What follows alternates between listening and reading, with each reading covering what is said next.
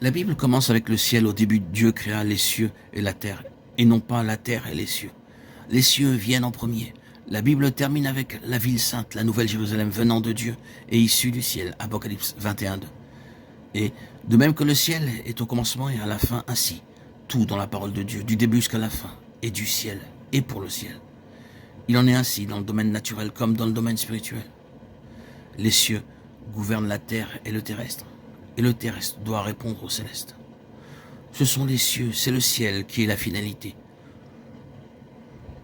Tout doit être à la lumière du ciel, répondre au ciel et venir du ciel. C'est la somme des paroles divines, le contenu tout entier des Écritures. Ce monde, cette terre, sont reliés à quelque chose de très grand. Quelle que soit l'importance de la création par rapport au plan divin, cette terre est l'objet d'un grand souci divin. Car les plus grandes choses de tout l'univers ont eu lieu sur cette terre. Dieu est venu ici-bas en chair. Il a vécu ici-bas. Il s'est donné lui-même pour ce monde.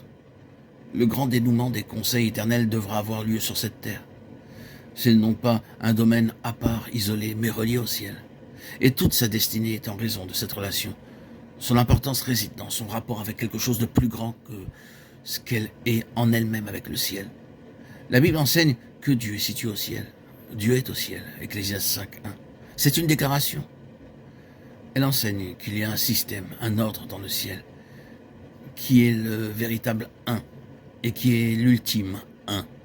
À la fin, sur cette terre aura lieu l'établissement de l'ordre céleste comme étant la consommation de tout le conseil de Dieu. Christ vint du ciel ici-bas et retourna au ciel. Le chrétien, en qualité d'enfant de Dieu, est né du ciel et sa vie est centrée sur le ciel. Et la vie des enfants de Dieu sera consommée dans le ciel. L'Église, ce chef-d'œuvre de Dieu, est d'origine céleste, a reçu un appel céleste et sa destinée est céleste. Dans toutes ces choses, et bien d'autres encore, les cieux gouvernent. Daniel 4:26.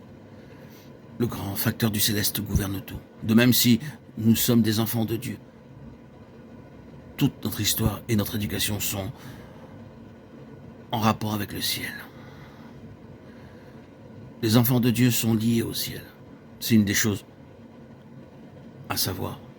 Mais permettez-moi de dire, et que cela soit tout de suite reconnu, que notre instruction et toute notre histoire d'enfants de Dieu est en rapport avec le ciel et ne signifie pas simplement que nous devrons un jour aller au ciel. Nous sommes en rapport avec le royaume des cieux, par la naissance, par les ressources et par la vocation céleste. Toute notre instruction, j'ai donc dit, est en rapport avec le ciel. Tout ce que vous et moi, nous devons apprendre doit être en relation avec ce qui est accompli dans le ciel. C'est ce que le Seigneur voulait dire quand il déclarait que ton règne vienne, que ta volonté soit faite sur la terre comme au ciel. Matthieu 6:10. Il y a